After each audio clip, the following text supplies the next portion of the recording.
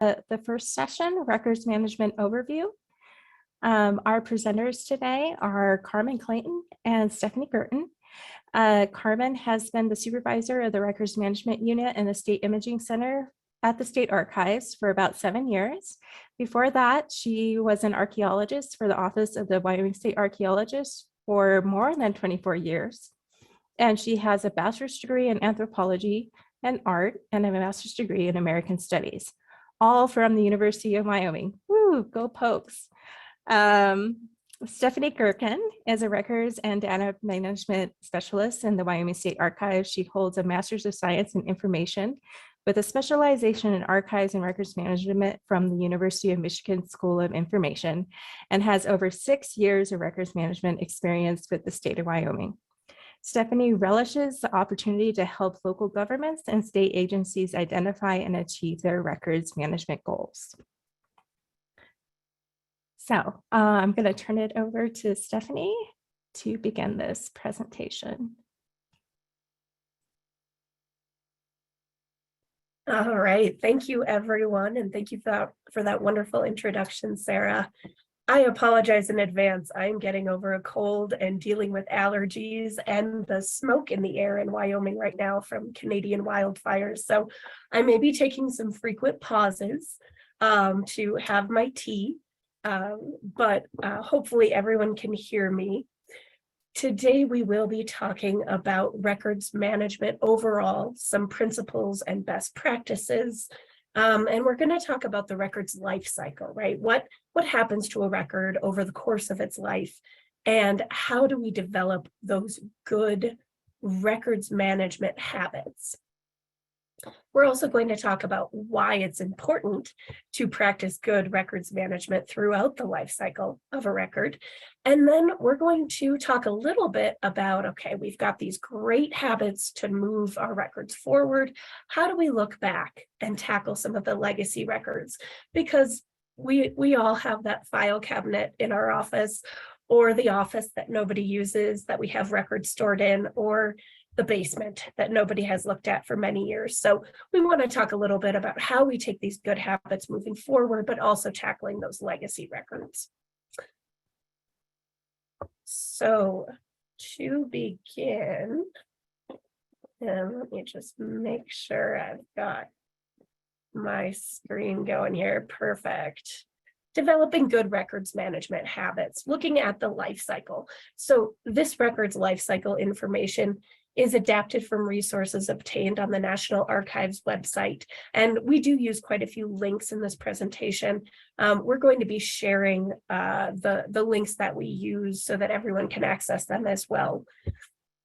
So this was adapted from information on the National Archives website, including their Word of the Week lifecycle video and what is the records lifecycle video. But as we think about records, the first stage is this creation or receipt, right? You either create a record, you write an email, send it to somebody, or you receive something. Maybe somebody sends you a report. And in that stage, we want to make sure we identify the record. Maybe some of the things that come through our office are not records. We want to make sure that we're identifying what are the records so we know how to maintain them. We also want to describe them. We want to attach metadata, descriptive data, so that we can identify them in the future when we need to find them again. And we apply that records retention schedule, which allows us to identify how long we need to keep those records. During the maintenance and use part of the life cycle, we access the record, right? We use it for whatever our business purposes are, and we need to make sure that it's being stored securely. And then the final stage of that life cycle is its final disposition. Now, if we're talking about permanent records, we can transfer them to an archive. We could keep them in-house forever, and we'll talk a little bit about why we don't recommend that. And if your records are under a non-permanent life or records retention schedule, you may be able to destroy them.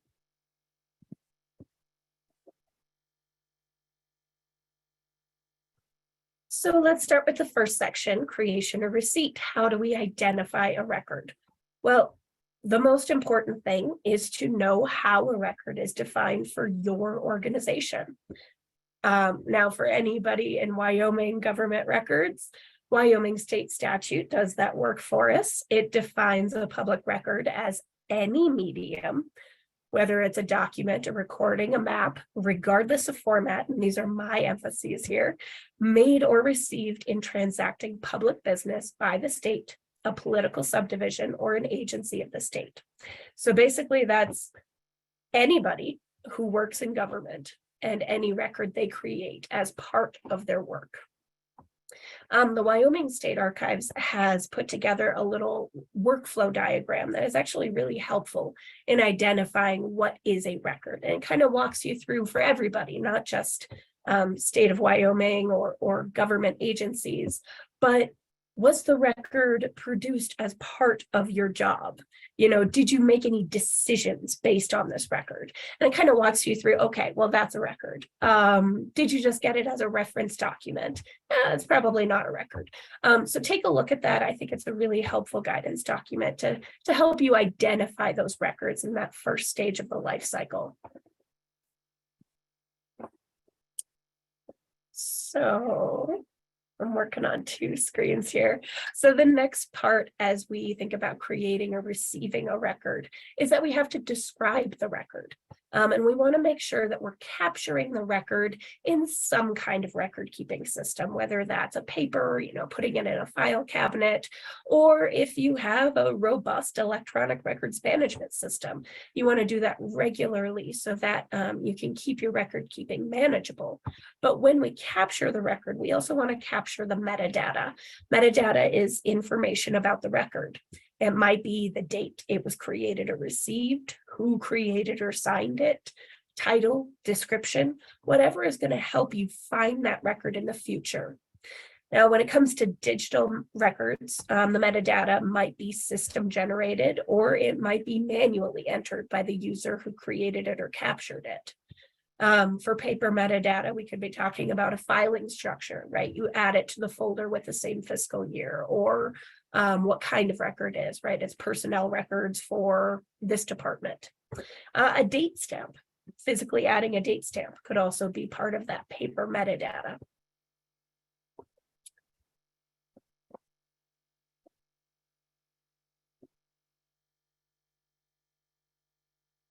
So as we're thinking about describing our records, we want to make sure that we're capturing any information that's needed to find the record in the future. And it can be difficult, but we want to think about both our own current uses for the record, as well as future uses for that record. Who else might need to capture this, right? You're creating it because it's part of your security process. But maybe leadership wants to take a look at those records to get a better sense of how many incidents of an event are happening, or what various metrics are for your business processes. So think about how other people may also want to use that record. And definitely keep in mind any sort of public records request.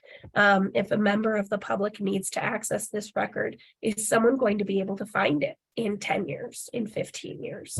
We'll talk a little bit more about records requests later today, but it's just important to keep in mind as you think about describing your records. You also want to include any useful contextual information with the record. So if someone sends you a physical copy of a report and a cover letter with it, keep those things together so that you know why you received this report and when you received the report. Otherwise, it can be difficult to understand the full context of the record. Same thing with digital records, and an example of that would be emails and their attachments. They should be maintained together so that you know the full context of that record.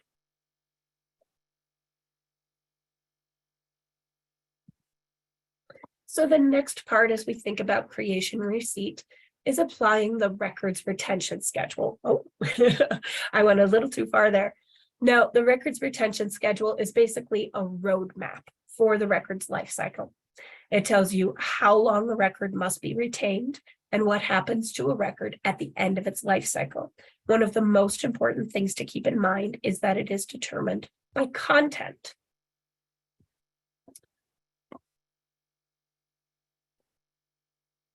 And just to emphasize that point a little bit more, All records, regardless of format or medium, are subject to the records retention schedules. So that means whether you're talking about a physical document like a report, if you're talking about emails, websites, social media posts, audio or video recordings, it's all about, they're all subject to the retention schedule if they're a record. And that is determined by the content.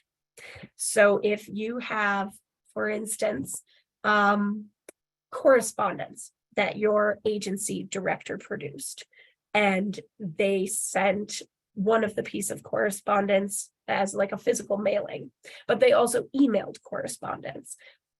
Both of those records are agency correspondence, director correspondence, and they're going to be maintained under the same retention schedule.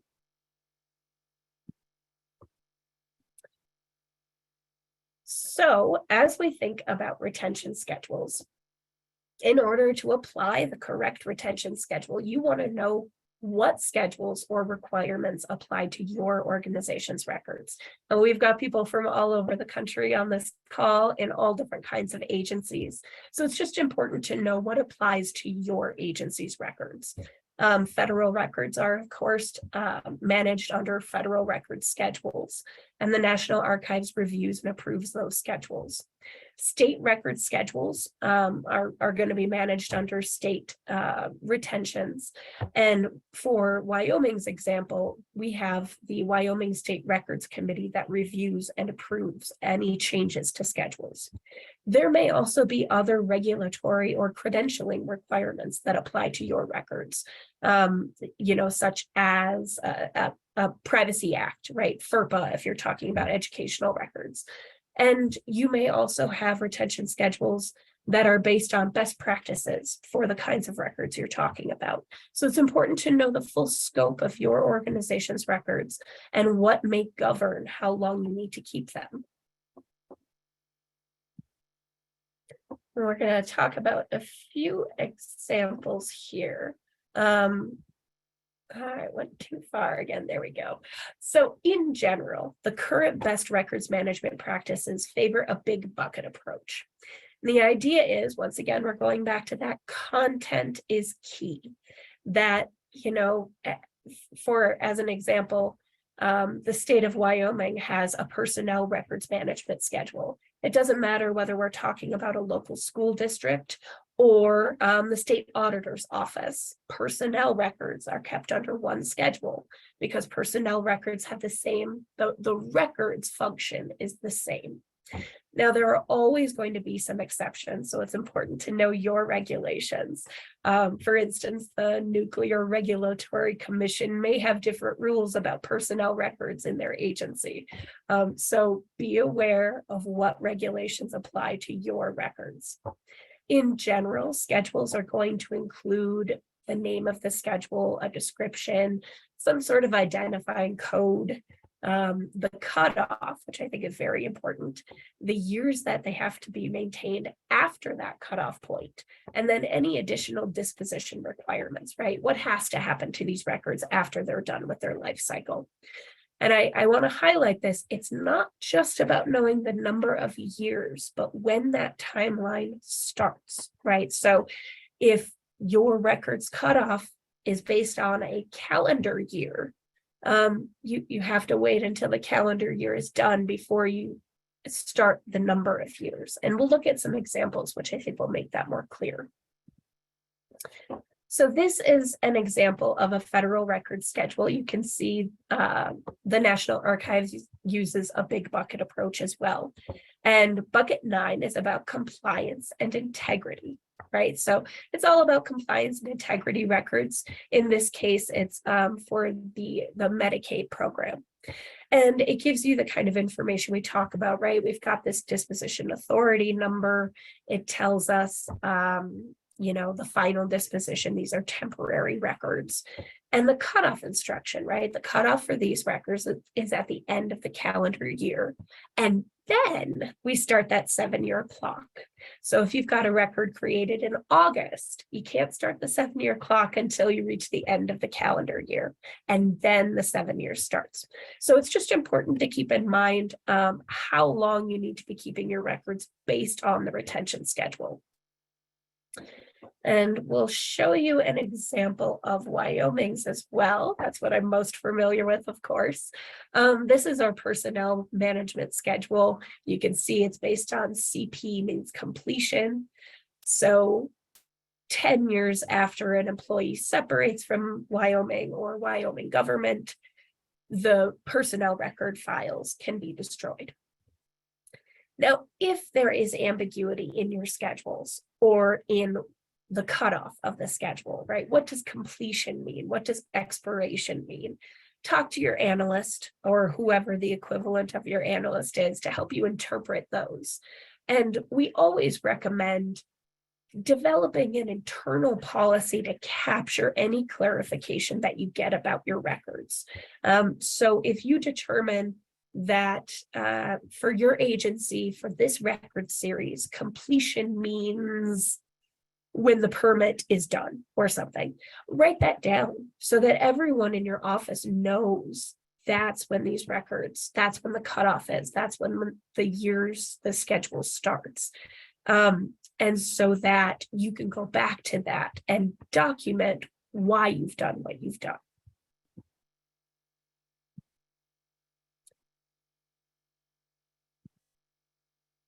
All right, so moving on to the next stage in the records life cycle is maintenance and use, right? And this is usually the meatiest part, the longest time, because you're actually using the record, or maybe it's sitting in storage for a while until it reaches the end of its retention period.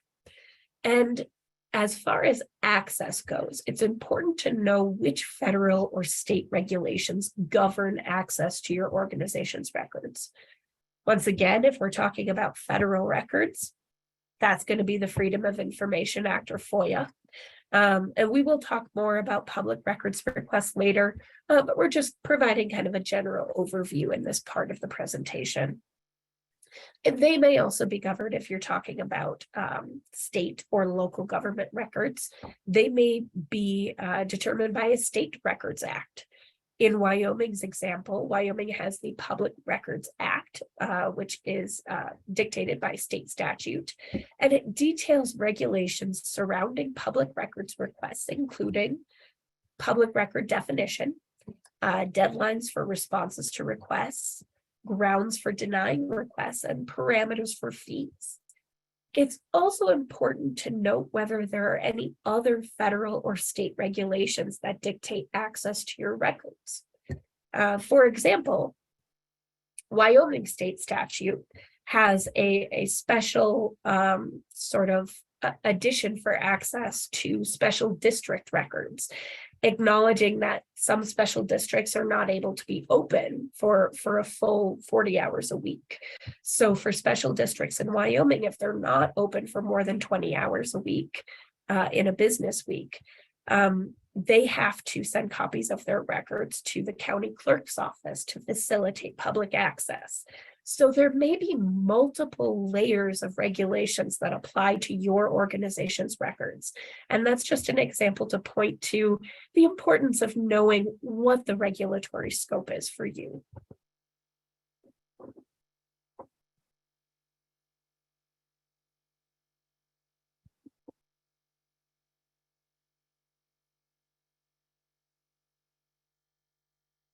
So the other part of the maintenance and use aspect of the records life cycle is storing these records securely. And some important storage questions include: where are your records? Where do they live? Who can access them and who should be able to? Do you have any records that require restricted access? And how are they being backed up? Now, that counts for physical and digital records, right? There are some security issues for both, and they're different. You know, a basement that floods regularly, well, we probably shouldn't be putting records on the ground in that basement. So managed systems, managed electronic record systems like Wyoming Digital Archives and the Oregon counterpart can ease these concerns by providing secure storage. And y'all are going to be hearing a lot more about that throughout the next couple of presentations. But it's important to keep these storage questions in mind.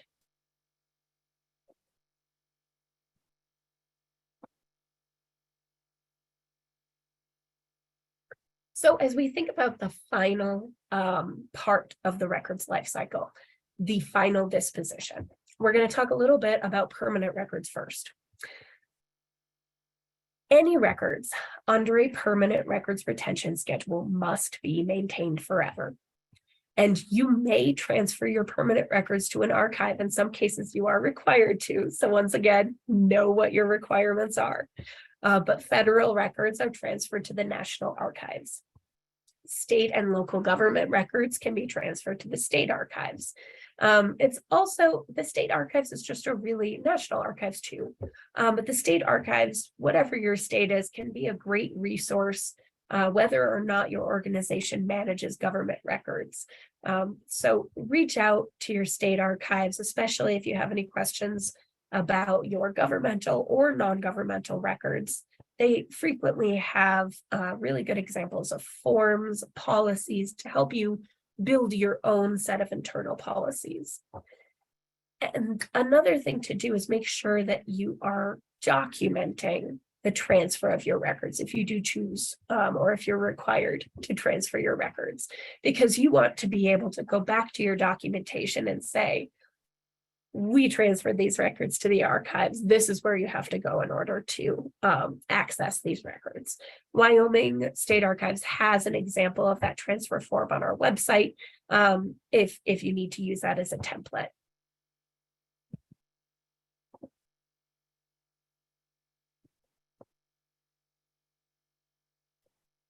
Now, for your permanent records, you may be able to keep them in-house forever rather than transferring them to an archive. If you do that, if you're able to do that, your office is responsible for ensuring their maintenance and access. And there are a lot of complications that are involved with keeping permanent records in-house forever, including space constraints, right? At some point, you may just run out of basement space. What happens when you've got floppy disks in your records boxes and you haven't been able to read them for 3 decades? That's not really an accessible record. And security issues, we talked a little bit about that. You know, there are electronic and physical security issues that come with maintaining records. And so depending on state and federal requirements, your organization may be able to keep your permanent records in-house forever, but it isn't recommended based on those complications.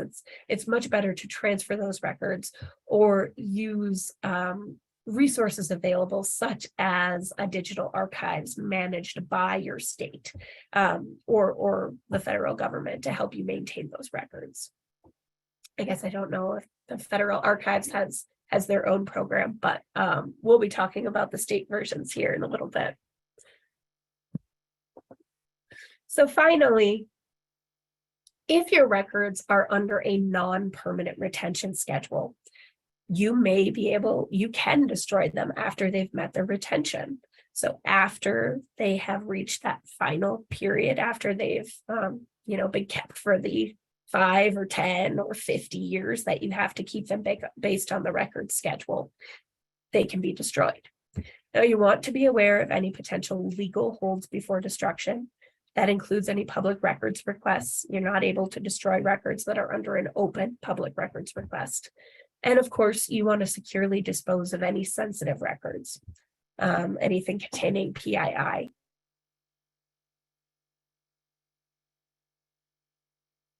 And finally, it's very important to document the destruction. When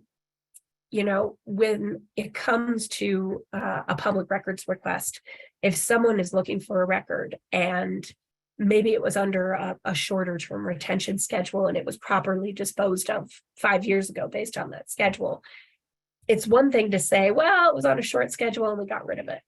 It's another thing to be able to bring up that documentation and say, here's when those records were destroyed because they were under this retention schedule, and here's who authorized that destruction.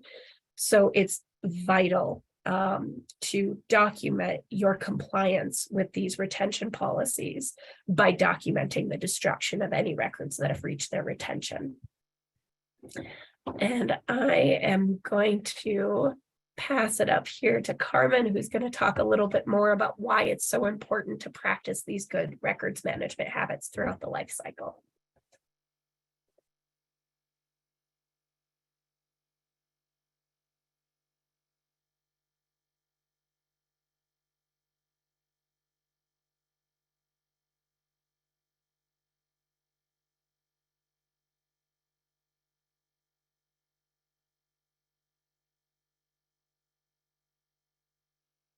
Hi, everybody. I'm having technical difficulties. Let's see if I can forward this.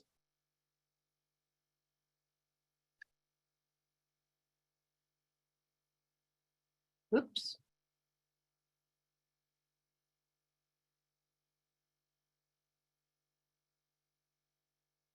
Okay, sorry about that.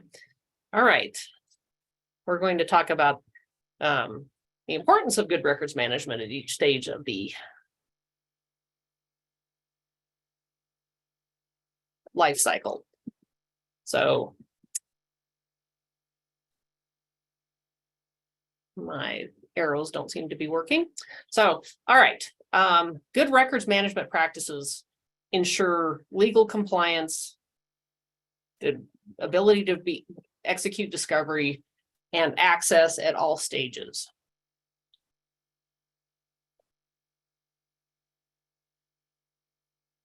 During the creation or receipt phase, you should look at your documents regularly to identify what they are and make sure they're being maintained for as long as they need to. And by doing this regularly, it makes your job easier by not making a mountain of documents, whether that be digital or paper. And then thinking about how you describe them helps keep the current and future users, gives the current and future users the ability to find a record when needed. And then by identifying and applying the correct retention schedule, it ensures you keep everything for as long as is required and allows you to get rid of things when they are ready to be disposed of. During the maintenance and use phase, properly maintained records ensure legal compliance, so that by maintaining those records, your best practices, keeping your best practices in mind makes your job easier as your office likely uses your records. So just keep all of those things Stephanie was talking about in mind while maintaining your records. And then during the final disposition, if you're going to transfer them to the archives, keep them secure. It helps keep them secure and allows access for historical researchers and other members of the public, as well as if your office ever needs something out of there, you can contact the archives and get that information back. And by doing so, you help contextualize history. It's amazing how much you can learn from records that have been transferred to the archives. So tackling legacy records.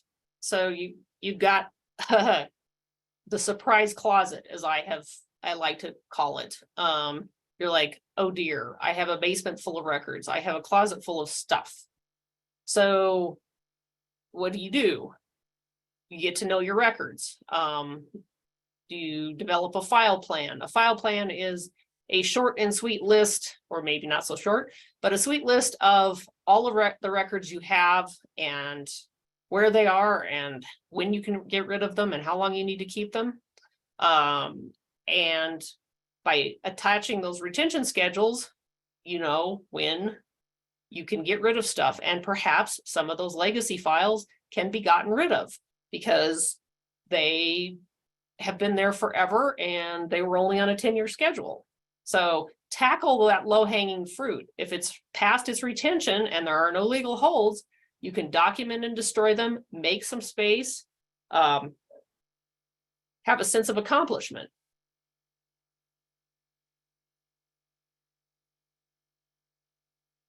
So while you're doing this, develop and implement internal policies and processes about those records.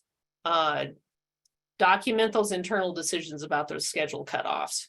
Document the workflows for reviewing legacy records, digitizing and records, and destroying those digital records, or destroying the paper or the digitized records for that matter. So digitization is resource intensive. So commit to doing it right the first time. Develop a plan and make sure everybody is following that guidance. We have this link, and which we will be sharing with you. So things to think about: appropriate bit depth and resolution. So for example, if you're doing black and white typed paper, for 300 DPI for the resolution is probably sufficient, but you should look into other things like paper or photographs, that sort of thing. Do your due diligence of quality assurance and quality control during the process. That means you're looking at all the things you've digitized, making sure they are an exact replica of what you just scanned. And regularly upload those scans to a secure system. Regularly and properly dispose of paper as allowed, but be aware of requirements for permanent and non-permanent records so that you do not dispose of things when you shouldn't, and you keep things as long as you should. So, and you will be hearing more about all of that information over the course of today and tomorrow. Here is our contact information, and we'll be happy to take questions.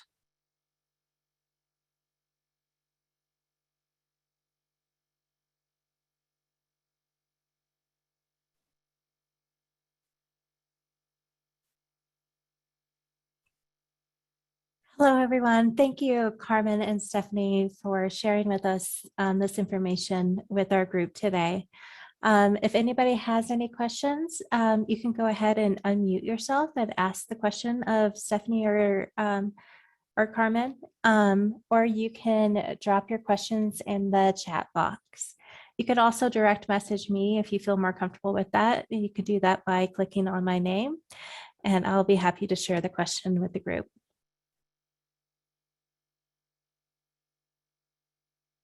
Hey, Sarah, this is Cindy. I'm sure you noticed, but there was in the chat, there was discussion about you also want to document accidental destruction. For example, in the case of a natural disaster or flood, and truly document that as much as you can. Yeah, what a wonderful comment, Danique. What a great recommendation. I think that we all believe that you want to be as transparent as possible with your records management. If something is accidentally destroyed, you just want to be able to prove what happened. And the best way to do that is through documentation. We keep records for legal purposes, risk management purposes, and any way that you can prove that you did what regulations across the states indicate we should do would be helpful in any situation. And for us, we usually recommend that you keep your documentation of what you destroyed and what kind of schedule it meant, how long you kept it, and what was destroyed in those records. So great comment, great conversation. Is there any other questions or comments you want to share with the group today?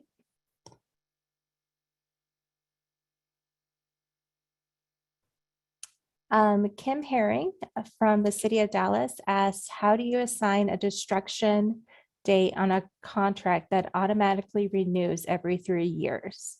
I want to store it electronically, but do not have so due to assigning the destruction date. Stephanie or Carmen? Yeah, that's a great question, Kim.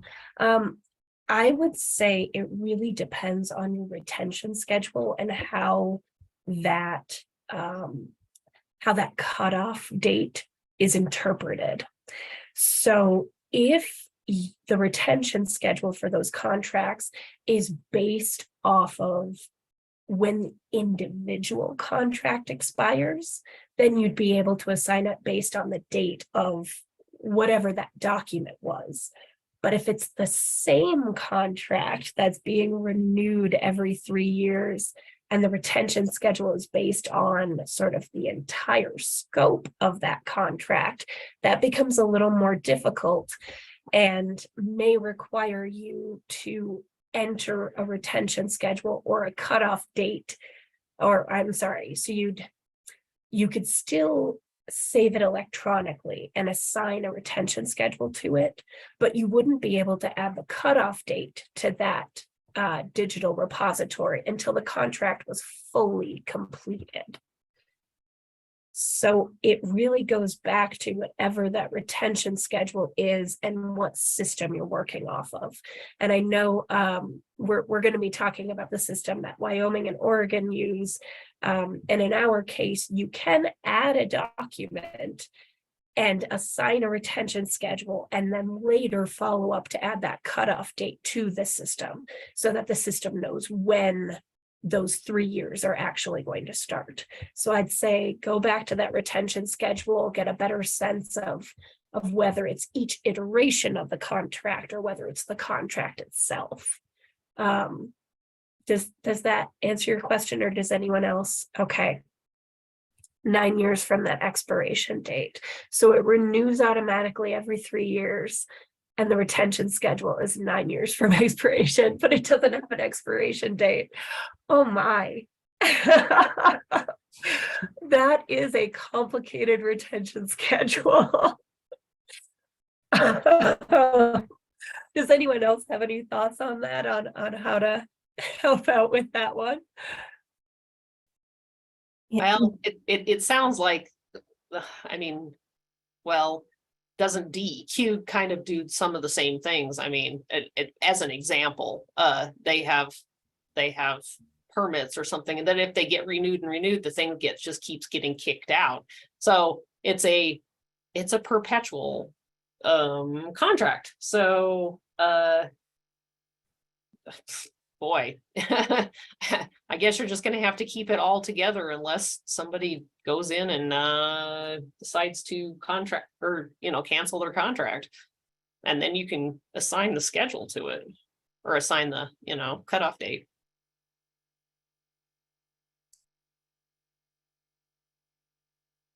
Oh, great, Kim. Yeah, that's not the best answer, and I know it's not what you want to hear, but I think that's what we would recommend.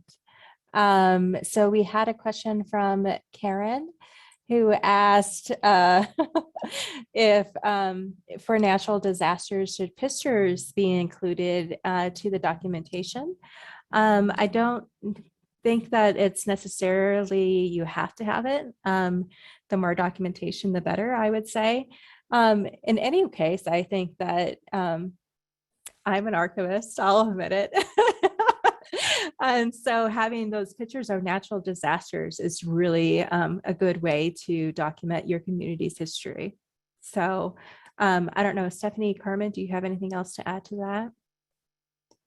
No, that sounds like a good suggestion. Document, and then you can prove this stuff went away inadvertently, not by any choice of our own. Right. We have another great question from Charlene. How does documentation work? Do record transfers get unique IDs, numbers upon receipt that can be used to track them throughout their cycle?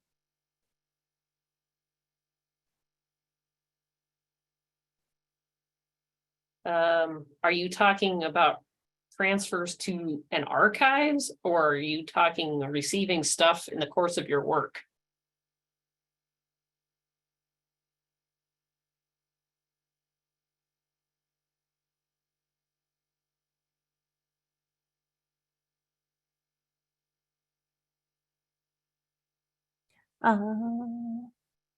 Charlene says transfer can be transferred to archives or destruction.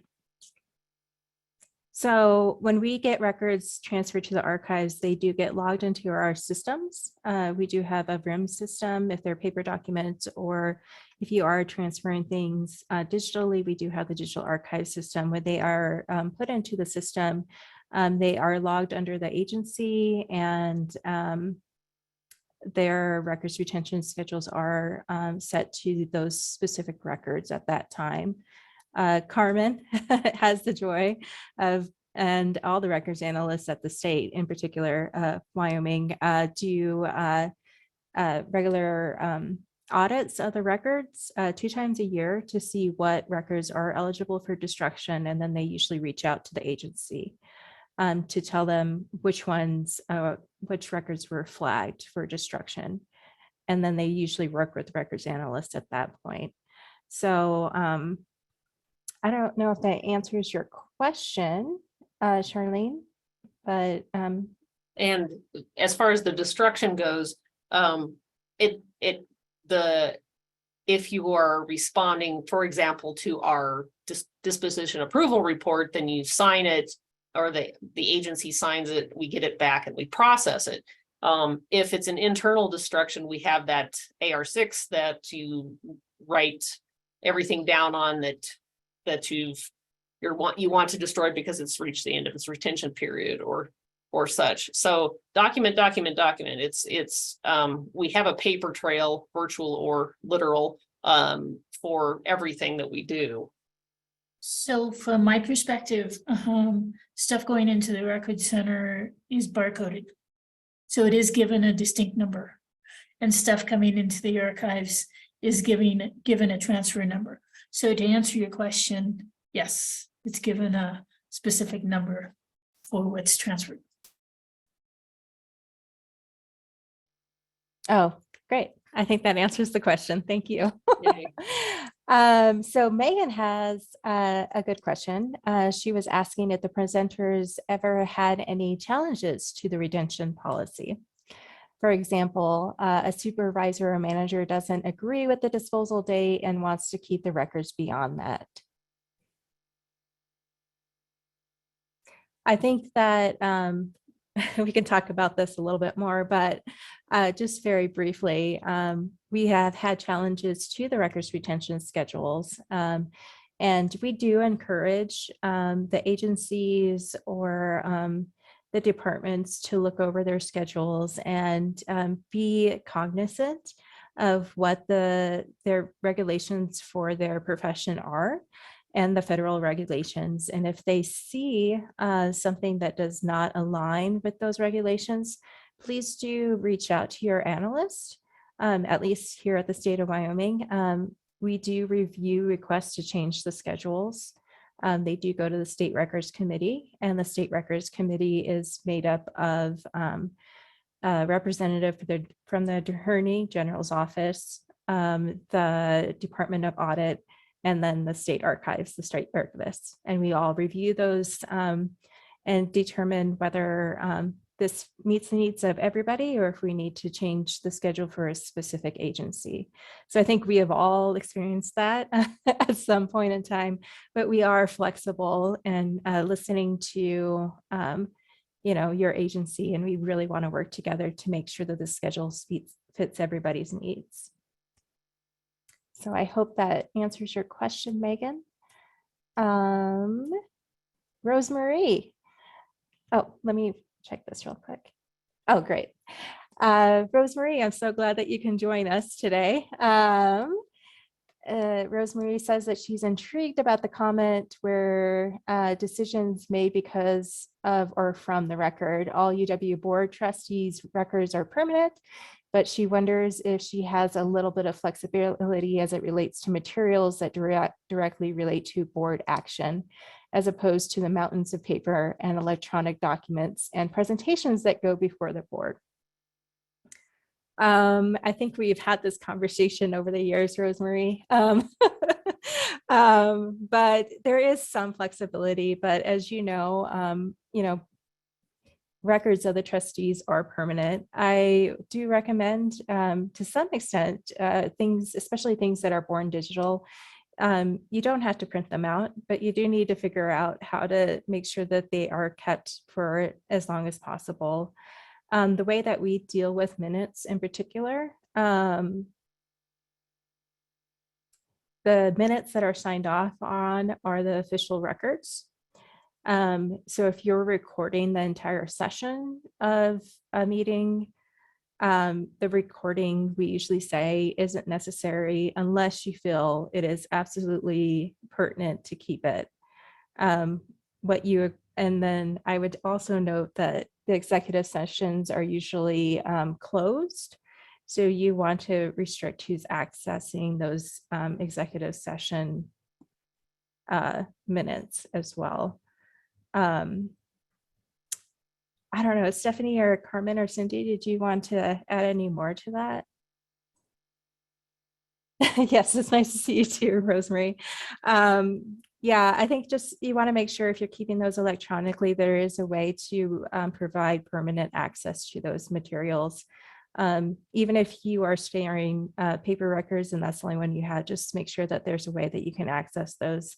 The Board of Trustees actually does a lot to document the history of the University of Wyoming and its actions. So, oh, that is so great. I love to hear that. Some things are great to have in paper, but it's so much easier to access electronic records. So fantastic. Great to hear.